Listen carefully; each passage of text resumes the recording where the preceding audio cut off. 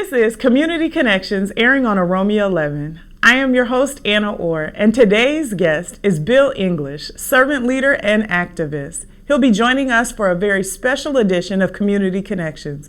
We'll be talking about Martin Luther King Jr. holiday, the upcoming prayer breakfast being put on by General Mills, and so much more.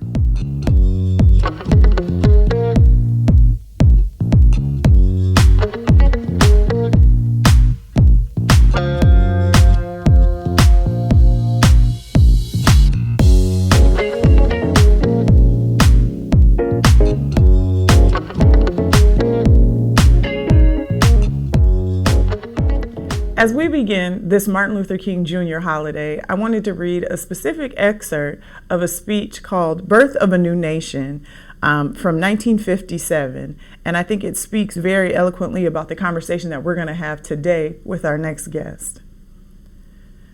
The aftermath of nonviolence in the creation of the beloved community is redemption. The aftermath of nonviolence is reconciliation.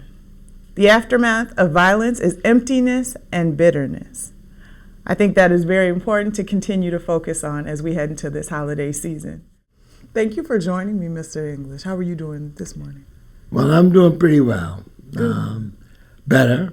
Been ill recently, but I'm recovering. This is your second time on the program. I'm Yes. starting to get the feeling like this is going to be not only a really poignant conversation, but one that our viewership will be able to attach to for a while. I hope so. The subject is one that I am inspired by. I know a bit about its history. Absolutely. I actually marched with King at Cicero. Really? For those that don't know, we are celebrating Martin Luther King Day a bit early this year, and I have Bill English joining me today to not only talk about the historical context, but also what we should be focusing on this time of year. Can you talk to me a little bit about your personal connection with Dr. King, as you mentioned, marching with Sisters? Like millions of Americans, we were anxious to get to the March on Washington. And so, as a young African-American male engaged in the civil rights struggle, I joined a large delegation from Minnesota who went to the march.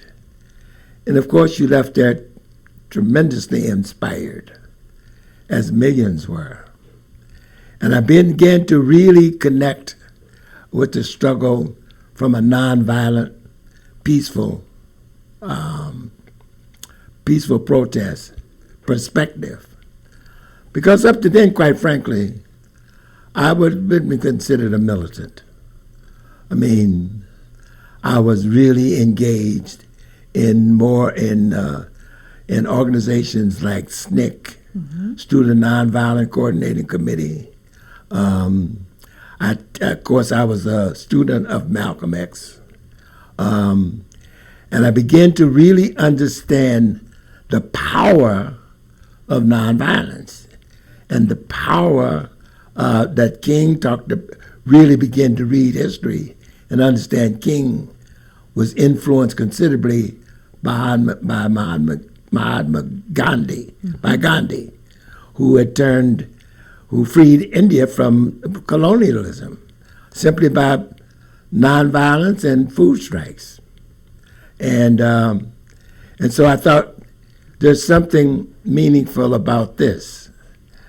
Now, as a history student, I mean, I always, growing up, unlike generations of young students of all colors, I know more about the history of America than kids get today, because I went to an all-black school in a segregated community, and we were taught American history, world history. We went to study something called African American history. No, I'm sorry, Negro history. We had an actual semester of something called Negro history and Illinois history. So I actually had 4 years of high school of history. So I understood that the Constitution, the preamble to the Constitution, talked about the responsibility of the oppressed to overthrow the government. Absolutely. And that's there. So when government became oppressed, and so when kings started to understand that the only way we could overthrow the government now with the large military force we have to do it in a nonviolent, peaceful protest way. But that could be powerful.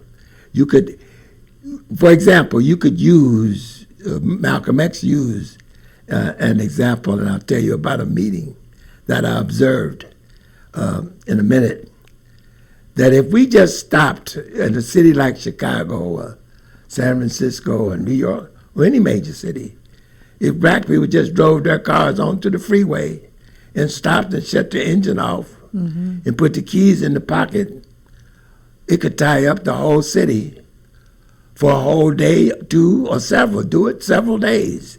And you could bring the economy of the city to a halt. So there are other ways of demonstrating you can have your feelings and actually change things. Look at what's going on in even Iran today. Those women are beginning to change what's going on. They can't kill them all. Absolutely. And so my connection to King goes there. And then when, of course, he went to Cicero to march, being so close, because I used to drive from here to Chicago. I call them 6, what do we have, VCRs away.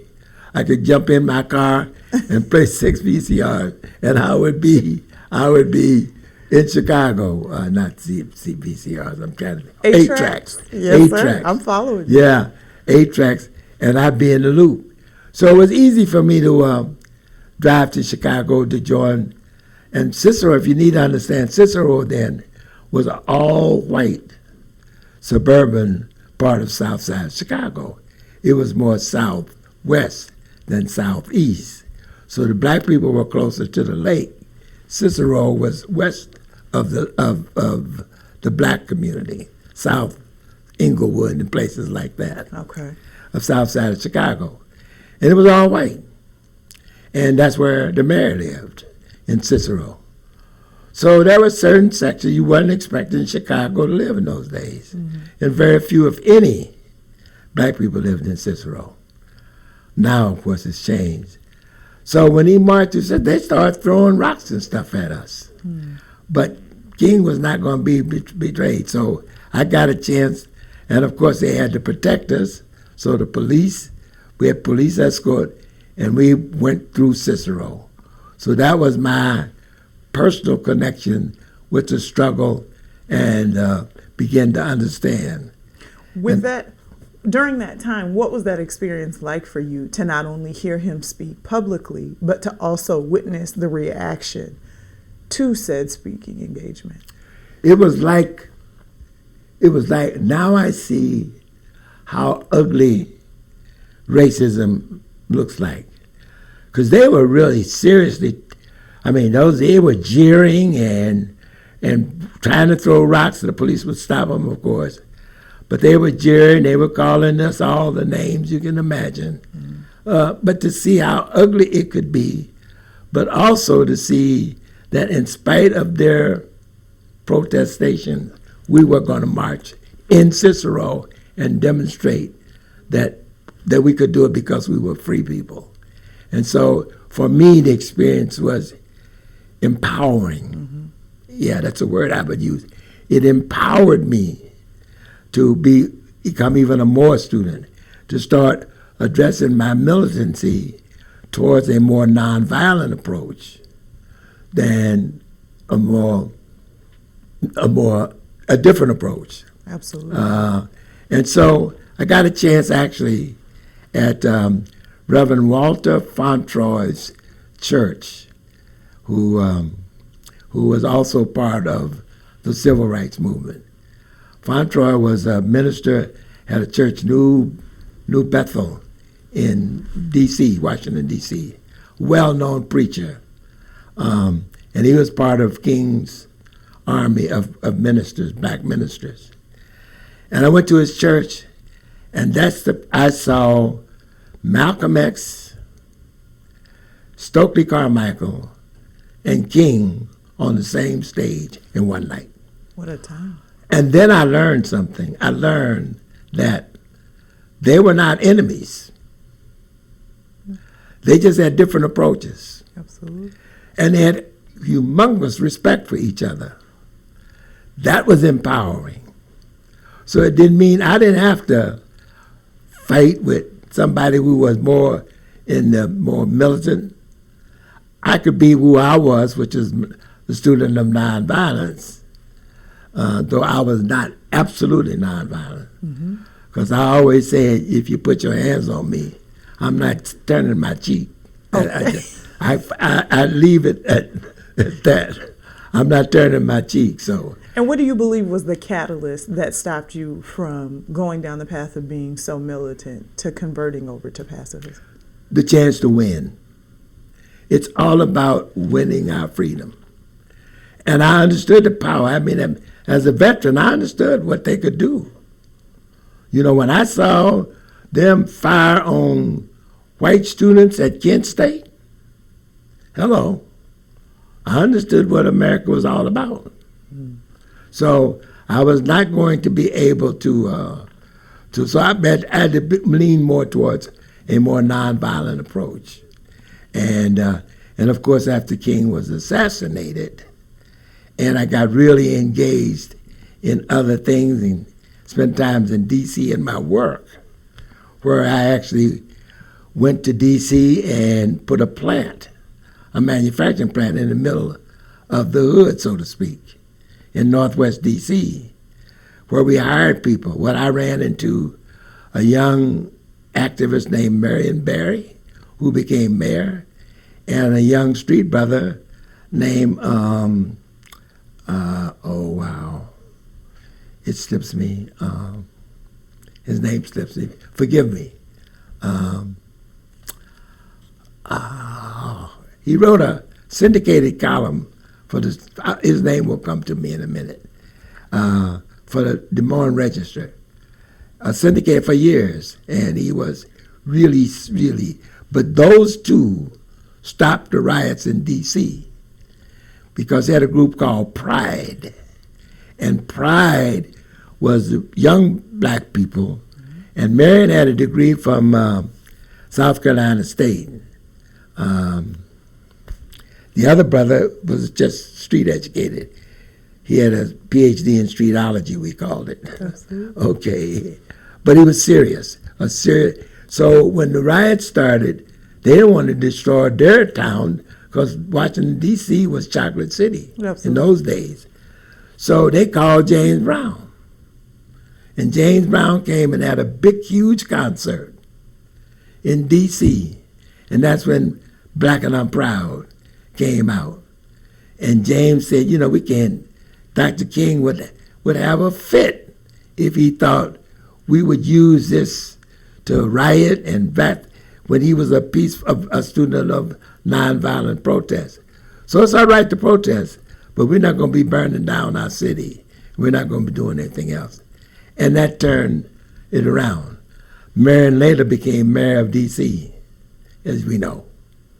Now, we've only been celebrating the Dr. King holiday for the last 36 years, yes, with the first coming around in January of 1986. Yes. This year would have been his 94th birthday. Yes. And the Twin Cities will be celebrating by having a prayer breakfast put on by community partners Best Buy, the United Negro College Fund, as well as General Mills. Yes. During this specific time in our history, after George Floyd, and so many deeming Minneapolis as the epicenter of the new civil rights movement, one, do you even agree with that acknowledgement? Well, I think what happened in Minneapolis to George Floyd struck the soul of the world because they could see the hypocrisy that America stood for. And it also emboldened people to say, this, if it could happen there, it can happen anywhere. So all over the world, people started to protest. White people and black people young white people saw this was just unacceptable. And so its connection today is meaningful in the sense as we celebrate King and Black History Month, it is time for reflection. Because at each one of these points in history, it's been an inflection. Let me give you an example, please. The March on Washington that King started was an inflection point. The Million Man March was an inflection point. The movement of black women into politics is an inflection point. People do not realize the power that Stacey Adams brought to politics in America. Absolutely. Okay? So when we see these things happening, we have to connect all of the dots. And as Du Bois said, at the beginning of the century, 19th century, he said, the 20th century, he said, 19th century, he said, America's greatest problem is going to be race. It will last for more than 150 years. Absolutely right. It's still America's greatest problem. Look what's going on politically today. Look at what's going on with the far right. They want a civil war. They want a civil war. The Proud Boys and the Boogaloo Boys and all of these people, they are desperately trying to start a civil war. So none of us are safe. And so we have to be careful. We have to really be alert. And we have to be aware. So I say to all of my friends, keep your head on the swivel. Absolutely. What do you believe now that people deem Minneapolis as the focal point for the new civil rights movement? What do you deem the role in that for the black community here? I know that it seems that we could oftentimes be lost in the shuffle with the magnitude of the story of George Floyd, Jamar Clark, Dante Wright, and so many others. I think two things. We have to connect with what happens at all levels, the politics. All politics local. The closest thing to government, the closest part of government is that closest to us. So for us in Minneapolis, it's the city, then it's the county, then it's the state, then it's Congress. So we have to control here. Something interesting happened in this recent election. Senator Bobby Joe Champion became the president of the Senate, the second most powerful man in the state. So we got an attorney general, that's African American. We got the head of the Senate, an African American. And so we now are in a position where we can influence legislation, bring equity and diversity and inclusiveness into the politics of this city that govern this city. And it starts there, let alone what goes on nationally. We actually have a congressman, happens to be Congresswoman Omar, but before her it was Allison. And so I'm reminded that when you look at the legislature today, you got a black woman sitting in the Senate. You got a black man heading the Senate. We got more black people in the legislature, in the House. So these things begin to influence. As someone said, and I don't know whether it was King or not, said, if we're not at the table, we're on the table. And I think being present, sometimes one learned scholar, Walter Leonard, told me years ago, Bill, sometimes black folk, merely by their presence, can change things. And I studied hard on that, Anna. And I thought, I said, explain that to me. He said, sometimes when you're in the room, some things are going to be said, are not going to be said, that would have been said. Also, some things will be said that you will now know, and you will be offended and allow you. So he said, if black people by their presence can change one way or the other. Either things will be said that you need to know about, and things will be said, won't be said, that you know is going on. And so your presence can change things. And if you're smart, listen, and really engage, you can definitely change things. And so our presence talks about change. You got a woman, a black woman, a heartbeat away from being the president of the United States. You cannot tell me that that's not going to change things. First of all, women are changing America. All women are changing America. Oh, yeah. And black women, I mean, what's the word? They're magic. Black girl magic, that's real. I'm serious, and I'm not patronizing you.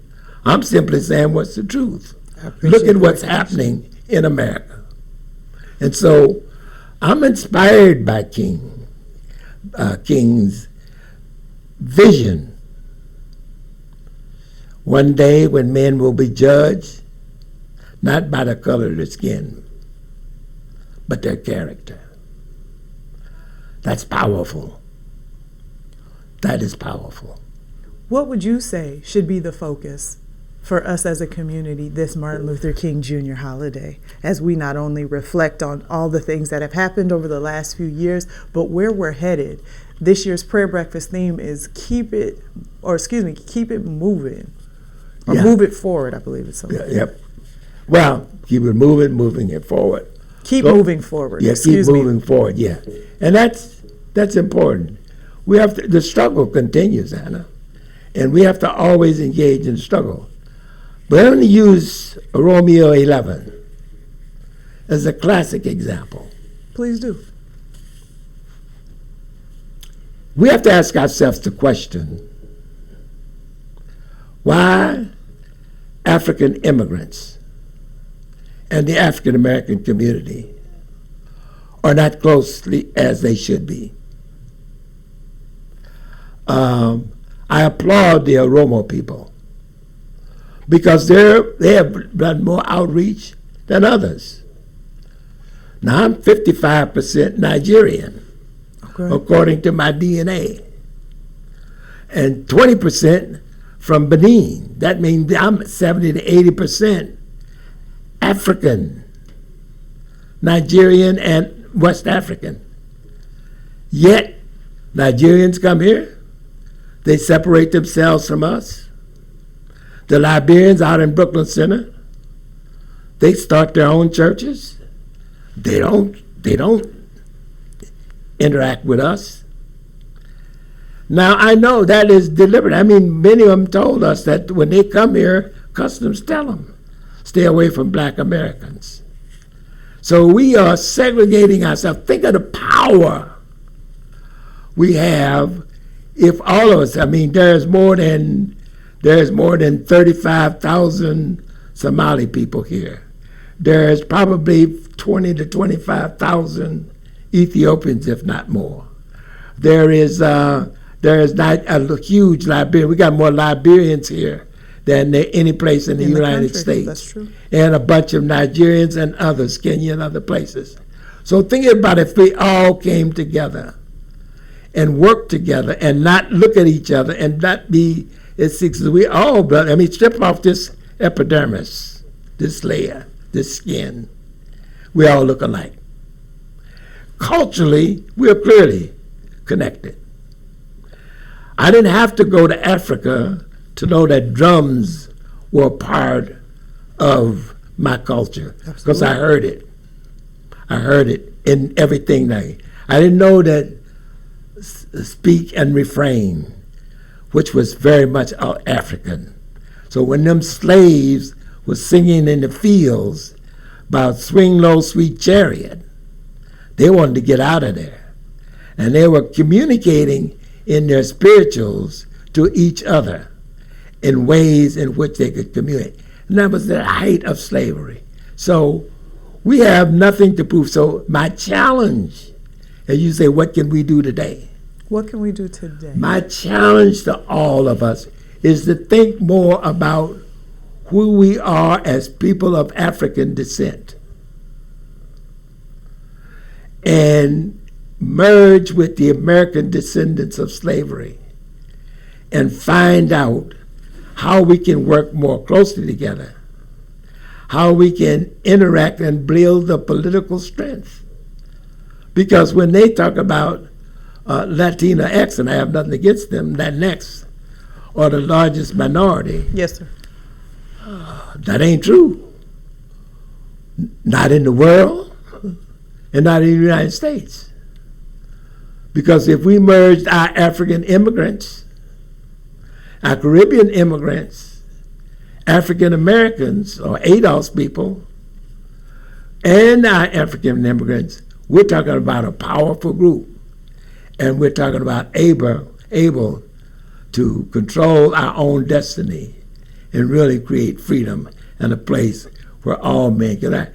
And, you know, the fear that white people have, by and large, I mean white racists, is that somehow we will treat them like they did us.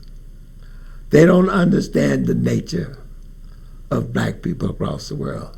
That is not in our nature. You know, they're afraid of what James Brown called the big payback. Well, they're going to have to pay something back, okay? But it doesn't mean that we're not going to be enslaving them. We're not going to work them 250 years for free. We're not going to do any of those kinds of things. We're not going to whip them with whips. We're not going to take their women and rape them and have kids by them. We die.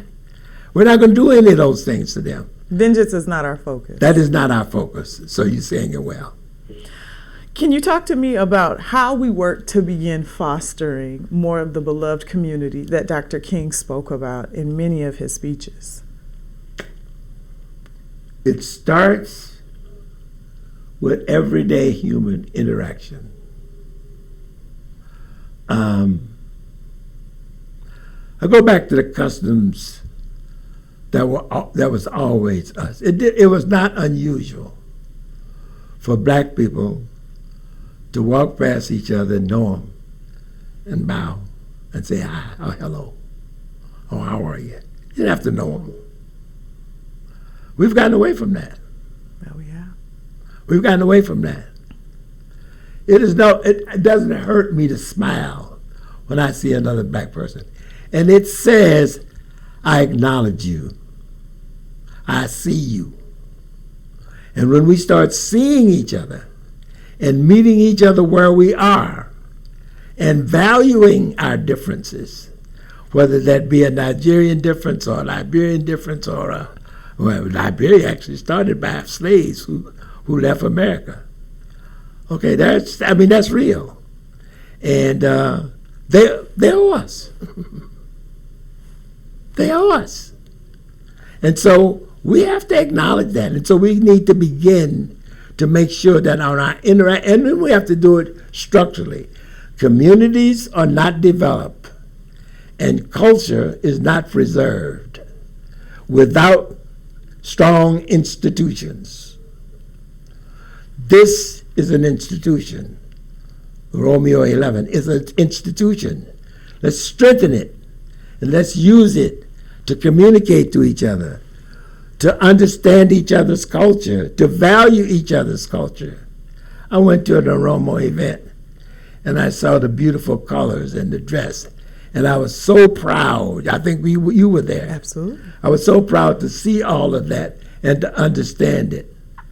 And it reminded me that we're no different. Because let me tell you something. We know what dressing black means. Okay? Colors, everything. I mean, even in the hood. That's the truth. Okay? Go to black women in churches on a Sunday with them hats and things. And that's colorful. That's who we are. And that's embedded in our culture. So it doesn't matter whether you're Ethiopian or Romo or African American from East St. Louis. It's all the same. And we just have to recognize that and recognize there's power in our collectiveness. There's power in community. And it's in community that we begin to love each other. Because at the end of the day, it is about love. Not about hate. It's about love. We are taught, all religions talk about love. They don't talk about hate. They all talk about love. So whether you're a Christian or a Jew or a Muslim or Islamic, it doesn't matter. We ought to be, it is love is the underpinning of all of that. And we as humans, we have to start to love each other. And we have to love each other in a real sense. I'm not talking about romantic love. I'm talking about helping someone. Be kind to someone. Help someone today. I was looking at that story on television where that lady in Buffalo, that black lady in Buffalo, found this white man almost frozen to death. In the snowstorm. In the snowstorm, and brought him into her house, and he frostbitten, and she took care of him and fed him and constantly begged people to get that man to a hospital. Yes. That was love. And yet, let me tell you, she ain't free in Buffalo. She's not free. I've been to Buffalo. I know what Buffalo is like. You can just about hear that word that sounds like trigger in Buffalo anywhere you go by white people. They praise them on the football field. But when you get outside of that, they don't want them to run anything. And so it's that, again, we just have to collectively stand together, preach love, preach nonviolence, but be vigilant. That don't mean we roll over for anyone. I don't sit at a table that I'm not equal, and neither should you or anyone else. You vote. And you vote and you encourage everybody. That's how we change things. We think if we'd had Trump for another 4 years, this democracy was on the verge of falling. And only because black people, and specifically, and black women generally, changed, elected Joe Biden. And he selected a black woman to be his vice president candidate. And we got a whole different kind of government. Whether Trump goes to jail, and I believe he will be indicted, whether he goes to jail or not, he will be indicted. And that says something. And so we have to use this period of time for reflection, for a new commitment, a renewed commitment to the struggle, a renewed commitment to loving each other, a renewed commitment to be kind to someone, a renewed commitment not to judge. So we're taught not to judge. And renewed commitment to our faith. When we do that, we'll find a better world. And it really recognizes and validates King's position as an amazing hero of the last 2 centuries for black people all over the world. King is known everywhere in the world. A Pulitzer Prize winner. A young, intellectual, smart kid out of Atlanta who was inspired by a black woman named Rosa Parks. And it ignited a civil rights movement that has not changed, as George Floyd's murder has ignited a movement across the world, including Minneapolis. We made changes. We now have a black police inspector. Crime is going down in spite of all of these things. And we can't blame the city. We have to blame guns. These kids are getting guns. They're not buying them in gun stores. They're getting these guns because people are selling them guns in the street, illegal guns. Now, as we talk gun violence and we talk about new leadership that we have in place, many whom are taking office and getting comfortable in their roles at the top of this year, right here in January. How do we begin to further the conversation around racial justice and community policing. You're talking about violence in youth. You're talking about community issues at large, but how do we start to narrow it down around those two things? Because those were two hot button issues that not only have been pertinent for a while now, but that came to the surface during the George Floyd trial and subsequently after. As my good friend Josie Johnson would say, it is time for us to reason together and to give each other the benefit of the doubt. You know, we have these various factions and cliques in our community, and it boils on a lack of trust. And I'm now talking about within the ADOS community, let alone the immigrant community. We have to get past that. We have to be willing to give each other the benefit of the doubt. And as far as social justice is concerned, it will not happen without a struggle. We have to continue to fight. Every little victory is a great victory. We got new rules now. You can't, a cop just can't do a chokehold anymore. You can't do that anymore because of George Floyd. As a matter of fact, you can't even use deadly force without getting a permission from a supervisor. That's changed. And so, as you see these changes happening, you begin to really understand that things can change when we are engaged and committed to the struggle, when we are engaged and committed to vote, when we are educated to vote. Just voting doesn't mean, if you don't know who to vote for, something's wrong with you. If you don't know what they stand for, something is wrong with you. Don't blame them. Look at them people elected that man from New York, and he lied about everything.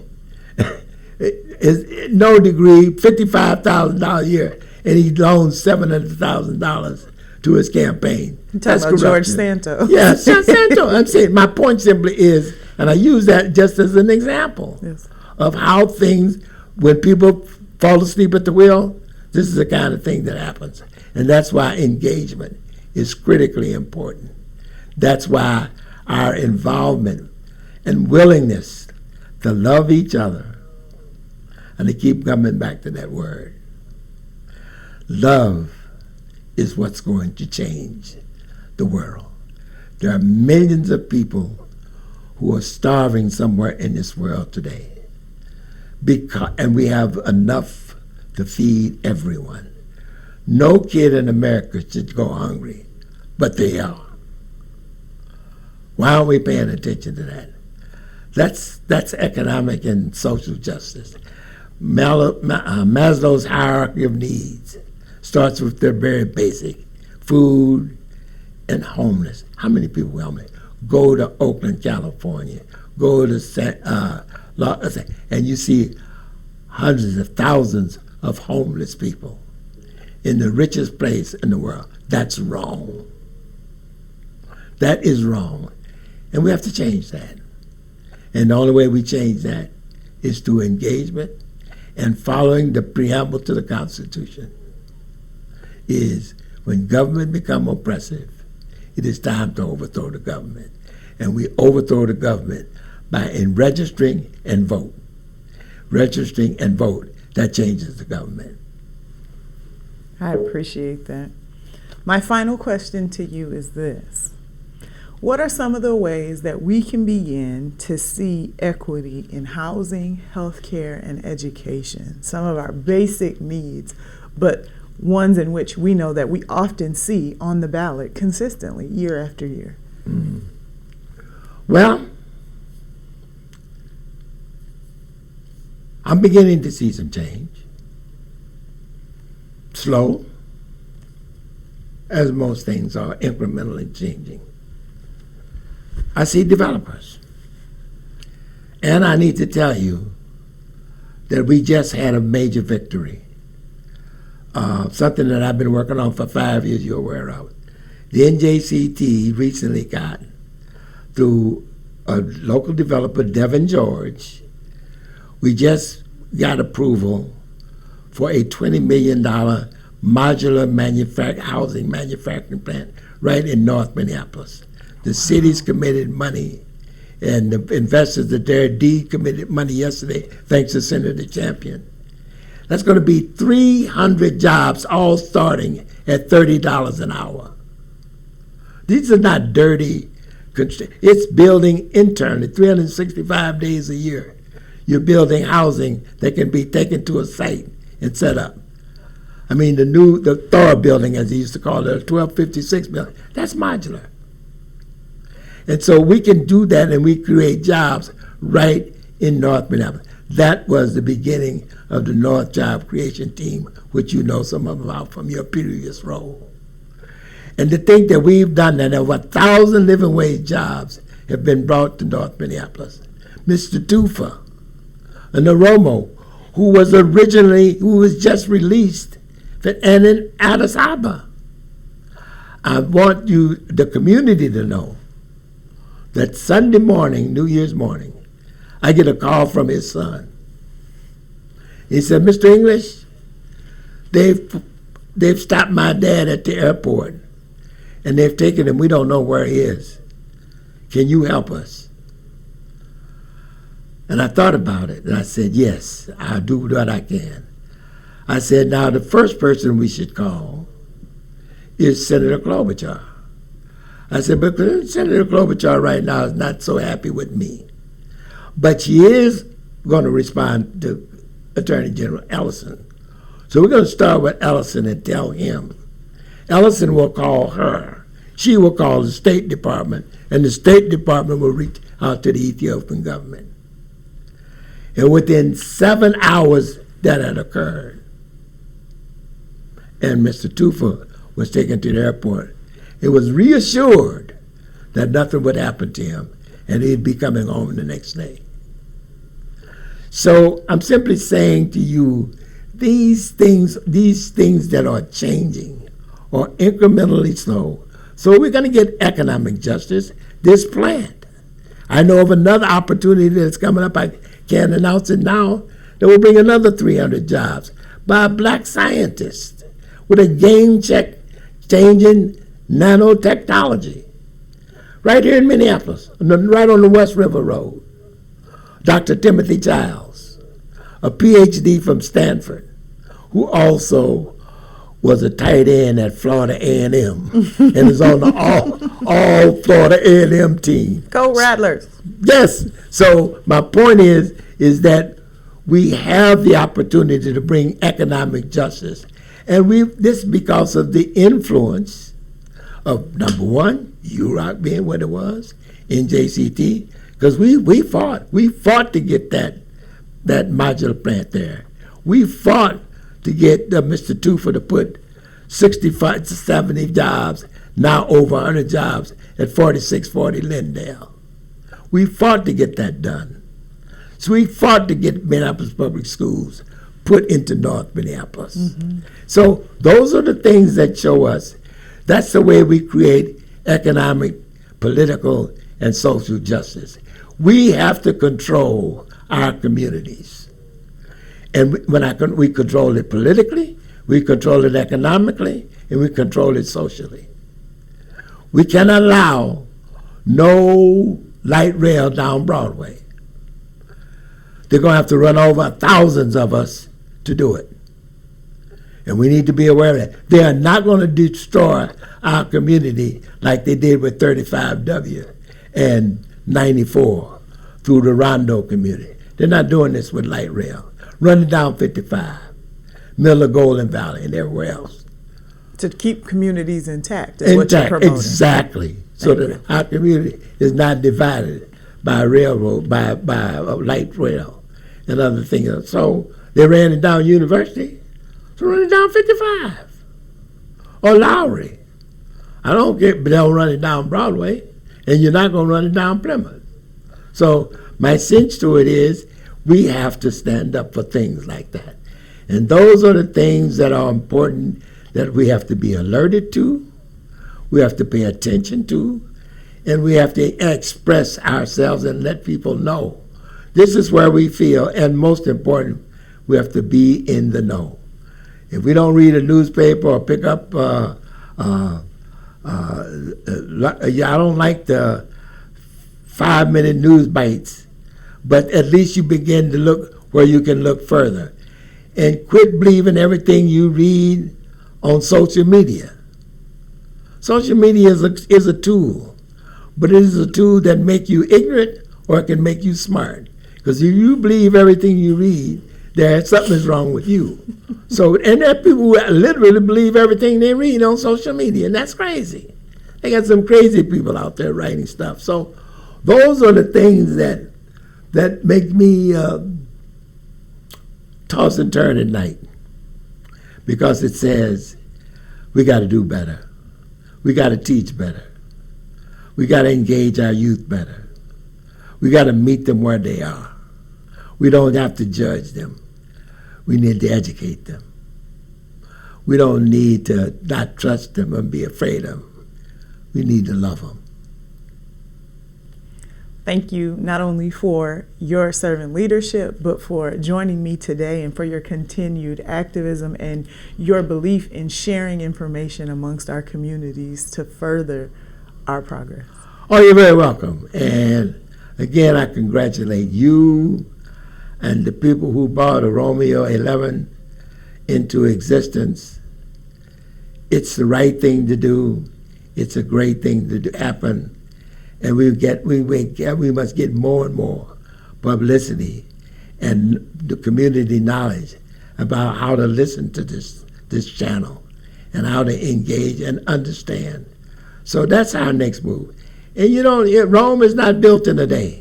That's very true. It takes a while to build it up. I'm proud of the progress you've made, and I know it will continue to grow and become what is very capable of being, and that is an instrument to bring about freedom, connection, truth, because we know each other's truths and we accept each other's truths, and that will bring about the love we need for each other. This concludes our very special edition for this year's Martin Luther King Jr. Day celebration and chat with Mr. Bill English. If you are interested in attending an event right here in the Twin Cities, the Martin Luther King Jr. Day prayer breakfast will be taking place on the 16th of this month. All in-person tickets are sold out currently. However, they have an in-person link that you can Google on their website and be able to tune in right from the comfort of your very own home. The United Negro College Fund has been a long-standing organization across this country promoting getting scholars to and through college. A mind is a terrible thing to waste. If you are interested in supporting them and or connecting with any of the amazing people that are participating with that, please Google their website and get in the know with the amazing information that they have there. Valerie Jarrett will be this year's keynote speaker. She is the CEO of the Barack Obama Foundation and will be sharing some very inspirational information heading into this amazing Martin Luther King holiday, as well as Black History Month just around the corner with February. Thank you all for joining me. As always, I am Anna Orr, and this has been a very special edition of Community Connections. I look forward to connecting again with you soon. Thank you.